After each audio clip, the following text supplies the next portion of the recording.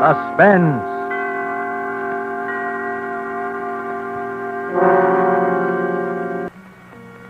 This is the Man in Black, here to introduce this weekly half hour of Suspense. Tonight from Hollywood, we bring you Mr. Orson Welles. Mr. Welles will appear as star of the suspense play called The Marvelous Barastro, from an extraordinary story by the distinguished American author Ben Hecht. But before we raise the curtain on this evening's tale of suspense, and now, with The Marvelous Barastro, produced and directed by William Spear, and with the performance of Orson Welles, we again hope to keep you in suspense. This is William Spear. 3 weeks ago, I was seated in my office poring over possible future stories with which to hold you in suspense when a stranger appeared unannounced. I am the Marvelous Barastro. I've come to tell you a story. How did you get in here? I am a magician by trade. I do such things. Perhaps you've heard of me. Well, frankly, no, I haven't. I am the greatest magician alive. That is not so. I am the second greatest. So that soon I will be the first. I am leaving tonight for Mexico City. You see me now for the first and last time. You will never see me again. No one will ever see me again. It is the last of Barastro. Well, how's that? I am going to Mexico City to murder a man. His name is Rico Sansoni. Well, why are you going to kill him? Because he is the most evil man in the world. I've been waiting 20 years for his name to appear. For as long as he chose to hide, there was no hope. He's too clever, far too clever, yes, even for me. But I knew that his vanity would betray him, and that someday I'd read again the name Rico Sansoni. I knew he would return to the stage. Is he a magician, too? The greatest who has ever lived. The most profound, the most subtle, the most evil. He's greater than I. He begins his first performance in 20 years in Mexico next week. I will be there to see it. I would like to hear your story. I really would. I can tell you all but the end. You'll be unable to tell you the end now, but you will find it out for yourself. Well, I'd like to hear what you can tell me. I will tell you, Mr. Spear, but on one condition. And that? I must have your oath not to interfere. Well, really now, I can hardly give you that. After all, I can't be an exception. Very well, very well. I will take my chances with you. The story begins 20 years ago.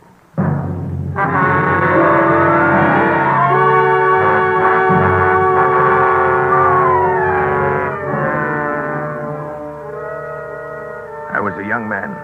I traveled as a magician with a small carnival through southeastern Europe. One night we came to a village in Malo, Russia. Our cymbals sounded, our torches flickered in the spring wind, and the villagers gathered around our tents and wagons. I had taken my place in the black box outside my tent. There were holes in the box through which I could watch the crowd while the barker made his announcement. Barastro, the marvel of marvels. Barastro, the magician, who speaks with the dead and reads the secrets of life. At this moment, I saw her for the first time. Her young and gentle face surprised me among so many peasants. I said to myself, what a strange girl, what a beautiful child. I kept watching her. I couldn't keep my eyes away. At length, an old peasant led her in, holding her by the hand. I saw at once that she was blind. My granddaughter would like you to tell her future. Can you tell my future? Yes. Will it be a happy one, my future? Hold out your hand. I will tell you. Here. A dark mist passed over me. I felt a sudden chill as I touched her hand. I listened to the voices which foretell the future. Sorrow, sorrow, they breathed. Pain and sorrow. Fly, run. I studied the girl's face, a fear gripping at my heart. Her large, sightless eyes were calm, resigned. I could not bring myself to tell her what I saw. The spirits promise you happiness. I lied to her. Your hands will touch beautiful things. Love and delight await you. Oh, thank you, sir. Thank you. Thank you.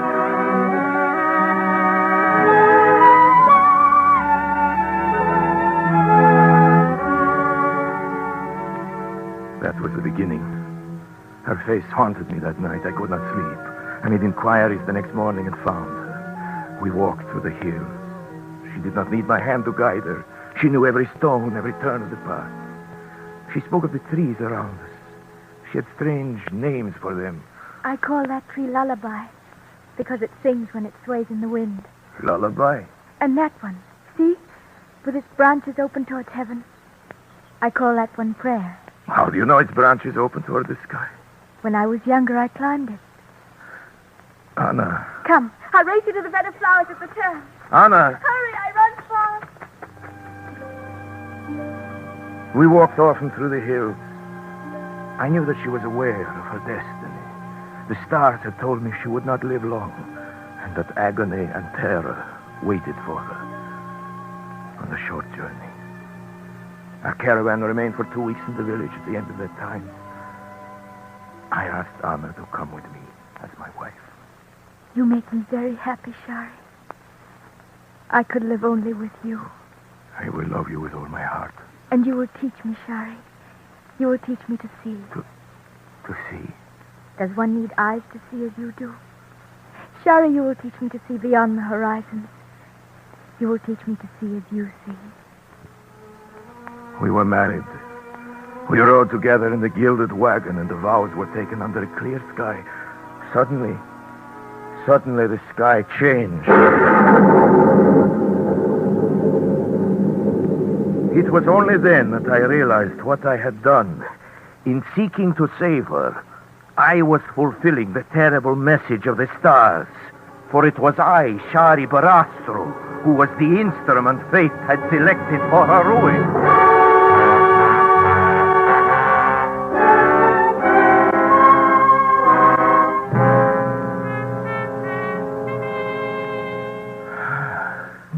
Then it came.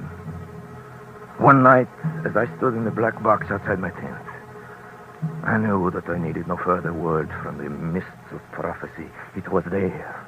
It had come.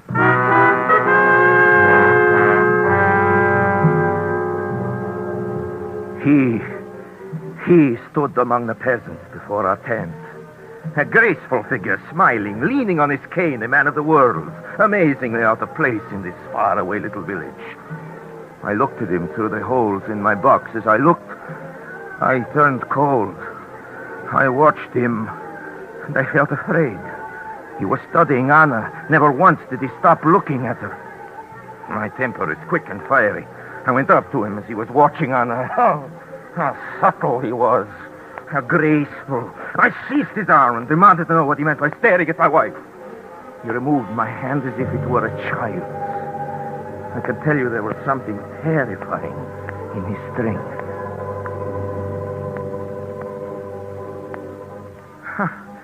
I most humbly beg your pardon for this misunderstanding. Let me introduce myself. My name is Rico Sansoni. I'm a student of the occult traveling throughout the world in search of knowledge. Inside me, I feel that girl has remarkable psychic powers. I'd hope to be able to induce her to join me as my assistant. I'm soon planning to go on the stage, but now that I know she's your wife, I apologize again for my seeming forwardness. Well, if that is the case, there is nothing to do but accept your apology, eh, Anna? I think it is only fair. Anna? No. I have nothing to say.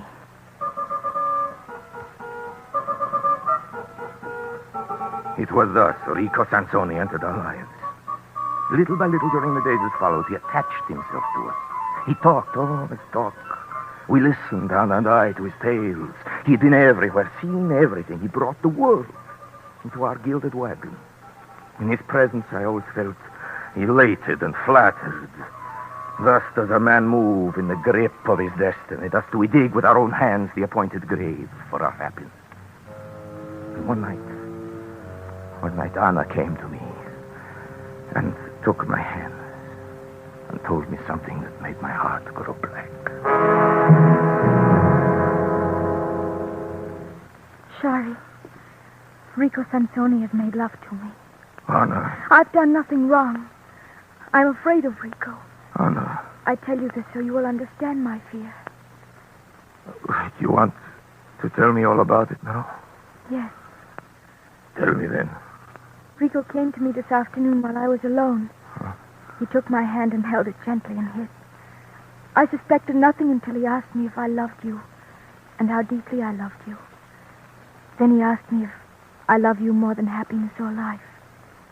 I took my hand from him and said, I cannot talk of love to you, even of my love for my husband. Please leave me. Rico! Come in. She has told you. Sorry, forgive me. For a moment, I grew weak. Let me remain your friend. I brought you both some flowers. I picked them myself. Will you accept them? You won't accept them? Oh, of course we will, my friend. Oh, now, how could I have doubted you? I understand. Come, we forget the entire incident. You're kind, really. You're kind.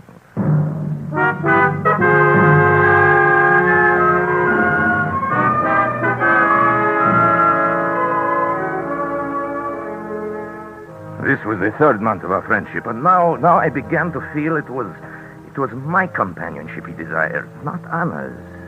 We spent long hours together without Anna. Under his care, my mind was expanding, my powers developing. He seemed interested in my every move. And again, I was flattered, lured, disarmed. You have a funny way of saying the word beautiful, my friend. How is it you say it? Oh, beautiful. That's it. Beautiful. You were telling me about the Houdini method of respiration. Yes, so I was. Beautiful. Beautiful. I like you, Charlie. I like you very much. Amazing. How one can be drawn in by flattery and charm. Then one day I was sitting in my tent when a curious sense came over me. I felt a pressure on my heart as if a hand were closing around it. It was a warning. I left the tent quickly and hurried to the apartment. Anna had remained there as she frequently did in the afternoon. I found myself running toward the door. I paused, waited until I had recovered my breath. And then, forcing a smile to my lips, opened the door. I saw Rico. Rico standing with his arms around her. Her face raised to his lips. Speechless, powerless, I looked at him. I heard a voice murmuring words of love. Her arms moved around his neck, and she kissed him. Then I heard his voice. Anna. Anna, my darling. Sorry, my love. Anna, my darling. My beautiful darling. At the sound of his voice, a horror seized me. Now I knew why he had spent so many hours with me, why he was so interested. It was my voice. It was Barastro talking. It was the voice that seemed to come from my own throat. Oh, I understood what had happened. I sprang forward, shouting his name. Rico! He turned and faced me. He pointed his finger at me as if he were an image in a mirror. Rico! He echoed.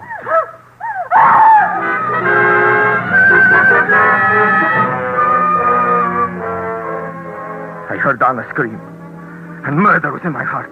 I flew at this monster. He struggled across the room. He answered my cries with cries that echoed each note, each inflection of my voice. I saw him through my rage. His face was contorted like my own. His every feature had changed. He was Barastro. There were two Barastros screaming together, tumbling over each other.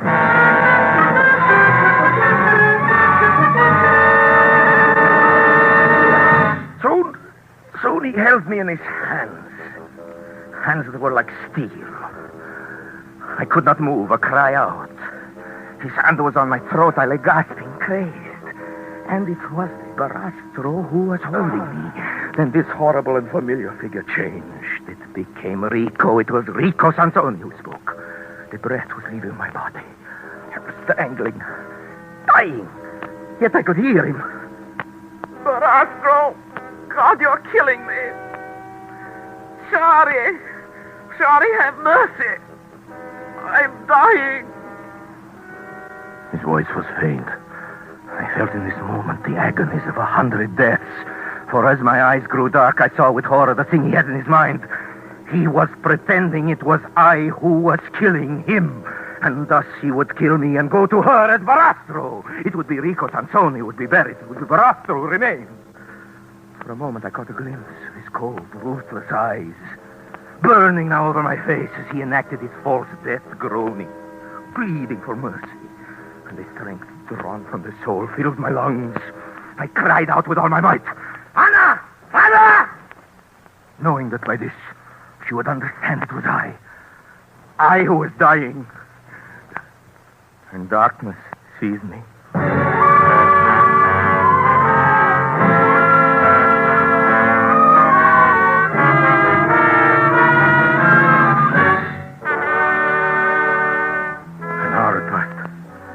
My eyes. My head was splitting, my throat was stiff, and I raised myself and looked. He was gone. I saw her. She was standing in a corner of the room, crouched against the wall, her hand against her teeth, and staring into the terrible dark around her. Anna! Anna! Anna! It is I, Anna. I, Shadi. Anna! Oh, God, Anna, please. Anna, darling, listen to me. Anna, give me your hand. Anna, listen. It is I, Shari, your husband. It is I. Anna, listen. Remember, Anna. Remember when we first kissed? That time on the hill, remember, Anna? I called you little princess, remember, Anna?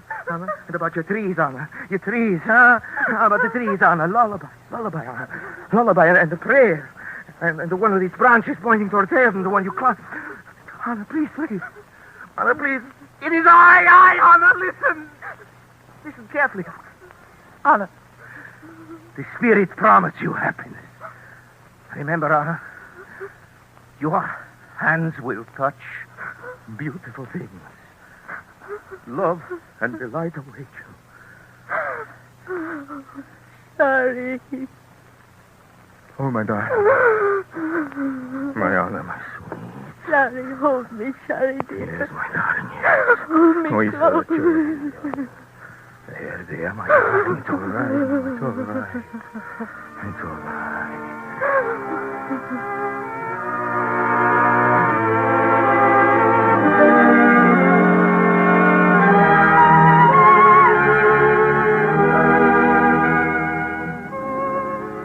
Rico had disappeared. We laid our plans. As soon as she was able to walk, we abandoned the carnival. We were inseparable. She could not bear to have me away for even one moment. I understood everything.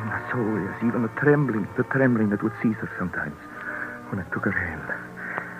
It was I alone he could not deceive. To anyone else, he could become Barastro, even to her. To her whose senses had learned every breath, every inflection of the man she loved. To her he had been Barastro. So the months passed. Our life had become again almost like a honeymoon. Almost, I say, for there were nights when I would wake to find her fingers tracing the contours of my face. Then it was I pretended to be ill and remained at her side. We said nothing. But we knew the shadow in each other's mind. Everything went smoothly, though, until one evening when I entered the cabaret where I performed, feeling unusually disturbed. It was winter. I was removing my coat. When it came again, as I had known it would, the warning, the hand closing over my heart. I ran from the place and raced home. I entered our cottage by the back door, quietly like a thief, and I stood listening. From inside, I could hear her voice. Darling, you're ill again. I will take care of you, darling. I will make you feel better. Anna, my dear Anna, how I love you.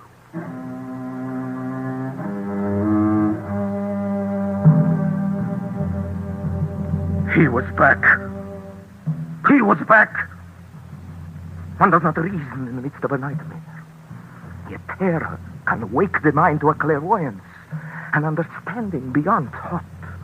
I stood motionless, silent, listening. The light was turned out. I heard her laugh like a child in the dark. And this sound killed me. Yes, one is dead forever when happiness is torn from the heart. I wanted to rush into the room. I wanted to shout, Anna, don't touch him. He's Rico. But instead, I slipped quickly from the house. I walked in the cold streets. My thoughts returned. I had acted out of one clear impulse, through the terror and agony of those moments.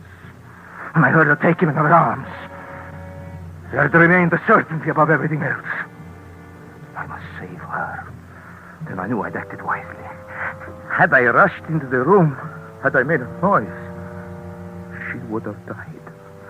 She would have known in that moment, as I stood listening to him, that he had been there before. That he had been there before. That he had crept through our defenses as a shadow creeps, and we had not known. I thought of them together as I walked, and then I thought again. I had only to rush back to speak her name. Yes, and destroy her. I kept on walking. And as I walked, I began to understand him. Yes, I was dealing with a monster. He would manage to leave her, as he must have done so often before, a few moments before I was due to return from the cabaret. And if I sensed something was wrong, he would rely on my love for her to keep this sense a secret. He knew me well. He understood I would allow my heart to be eaten away with grief. And I would not make a sign, lest I destroy her my love more than myself. It was I who must be careful, not he. He knew me. He gambled on me. I determined to kill him the first moment I saw him alone. And I began to think of his superhuman strength, and that he might kill me, as he had at first intended. And that he would go on living with her as Barastro. She would never know I was dead. She would continue to love me in his arms, to press her kisses upon my murderer, until... And this was the thought that contained in it the fullest measure of horror. The thought of that moment when she would see him and not me. Do you understand the grief of that night? Yes, it is fortunate I cannot remember it all. I returned home at the time Rico wanted me to. I wasn't careful about my coming. I trusted him, do you understand? I trusted him that out of his evil, he would spare her as I spared her out of my love. I entered the bedroom. I opened the door and walked in. She was alone. Anna, dear.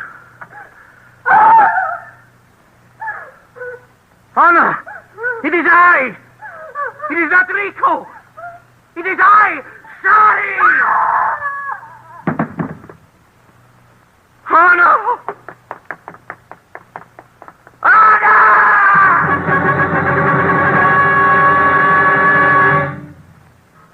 This is my memory of Anna. My memory. She seized her face with her hands, as if she were tearing something. Yes, the darkness. As I rushed to her, she fell. She did not speak again. In the morning, she died.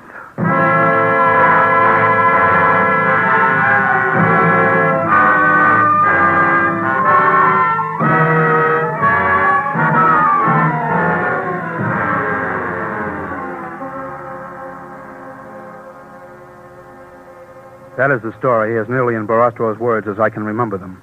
When he'd finished, he got up quietly, looked at me a moment, and said, "Thank you for listening to me, Mr. Spear. You understand now my prediction that there will be one less magician alive in the world within a fortnight."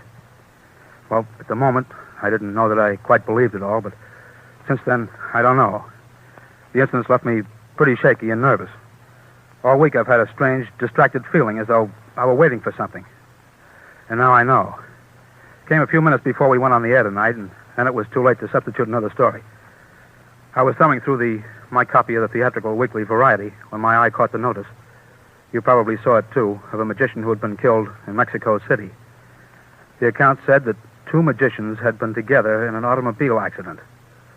While driving through the rail yard district, their car stalled on a track and had been demolished by an oncoming train. One of the magicians, unidentifiable, had been cut to pieces.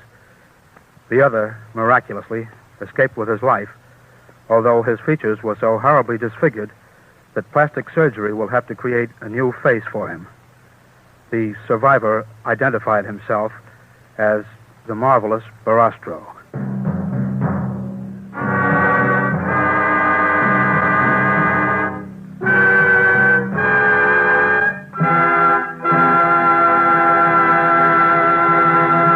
And so closes Ben Heck's story of the Marvelous Barastro, starring Orson Welles. Tonight's tale of Suspense. This is Orson Welles. It was a great pleasure, as it always is, to appear as a purveyor of suspense.